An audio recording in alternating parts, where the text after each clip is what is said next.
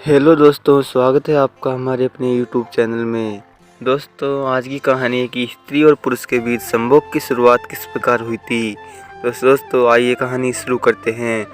स्त्री और पुरुष के बीच संभोग की शुरुआत का बहुत ही स्पष्ट वर्णन कहाँ भी किसी पौराणिक ग्रंथ या दस्तावेजों में नहीं मिलता है। हाँ, लेकिन विभिन्न धर्मों की प्रचलित मान्यताओं ने अनुसार सृष्टि की शुरुआत कैसे हुई, इस बारे में उनके पौराणिक ग्रंथों में काफ़ी कुछ लिखा गया है।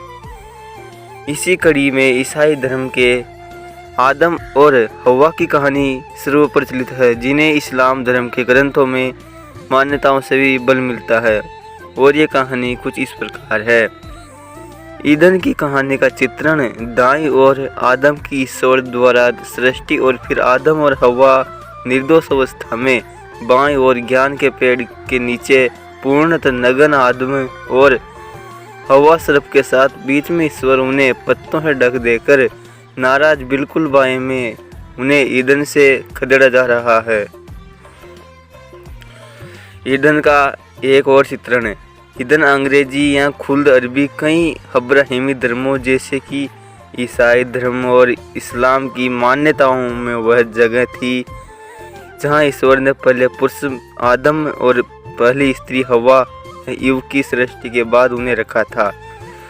इसे इन धर्मों की धर्मकथाओं में एक सौंदर्य और शांति से भरे उद्यान के रूप में दर्शाया जाता है, जहां ये दोनों निर्दोष और निष्कपट चरित्र से रहते थे। ईसाई मान्यताओं के अनुसार अपनी आज्ञा का उल्लंघन करने के लिए इन दोनों को पापी ठहराकर उन्हें ईश्वर से नहीं उद्यान से बाहर निकाल दिया गया। ईसाई की मत की बहुत सी धारणाएं इस मूल पाप पर आधारित है। ईदन से निकाला। ईदन से उद्यान में आदम और हवा को बिल्कुल ज्ञान और निर्दोष स्थिति में आनंद से बच्चों की तरह रहते थे, पूरी तरह नग्न रहते थे, क्योंकि उन्हें यौन संबंधों का कोई ज्ञान नहीं था और कोई श्रम नहीं थी, अनुभव होती थी। इसी उद्यान में एक वृक्ष था जिसे ज्ञान का वृक्ष कहा जाता है। उपसर लगे फल का खाना ईश्वर ने स्पष्ट रूप से आदम को वर्जित किया था। ईसाई मान्यता के अनुसार एक श्राप ने पहले हवा को उकसाया और फिर हवा ने आदम को ज्ञान का फल खाने के लिए उकसाया। आदम ने आज्ञा का उल्लंघन की और फल खा लिया। इससे उसकी निष्कपटता खत्म हो गई और आदम और हवा को एक दूसरे को देखकर शर्म महसूस होने लगी। उन्होंने कुछ अंजीर के पत्तों के छोटे वस्त्र बनाकर अपने कुछ अंग ढकने का प्रयास किया। जब ईश्वर उनसे मिलने आए और यह देखा तो वह समझ गए कि आदम ने ज्ञान का फल खा लिया और भयंकर क्रोध में आ गए। उन्होंने आदम और हवा को ईदन से निकाल दिया। ईसाई मान्यताओं में तब से मानव पापी अवस्था में संसार में भटक रहे हैं। पतन और मूल पाप की अवधारणाएं। इस ईदन निकाले को ईसाई धर्म में मानव का पतन, फॉल ऑफ मैन कहा जाता है।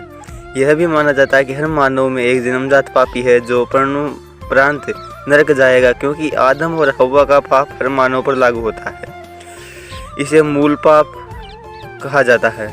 जीवन हत्या, अनावश्यक हरे पेड़ों की कटाई, किसी को व्यर्थ अज्ञात पहुंचाना, व्यर्थ जल बहाना आदि पाप है। ईसाई धर्म में माना जाता है कि ईसाई मसीह ने अपनी कुर्बानी देकर उस मानव को नरक से बचाया जो उन्हें अपना भगवान स्वीकारते थे। इस मान्यता को लेकर बहुत मतभेद हुआ कि शुद्ध रूप से यह अवधारणा यह कहती है कि यदि कोई नवजात शिशु बिना ईसाईकरण समारोह के मर जाए तो वह नरक जाता है। यह भी तात्पर्य निकलता है कि यदि कोई व्यक्ति ईसाई धर्म के बारे में सुने ही न लेकिन संत का जीवन बसरे करे और जीवन भर कोई पाप न करे तो यह भी वह नरक नहीं जाएगा, क्योंकि वह बिना ईसाई धर्म स्वीकारे वह मूल पाप से लदा हुआ है।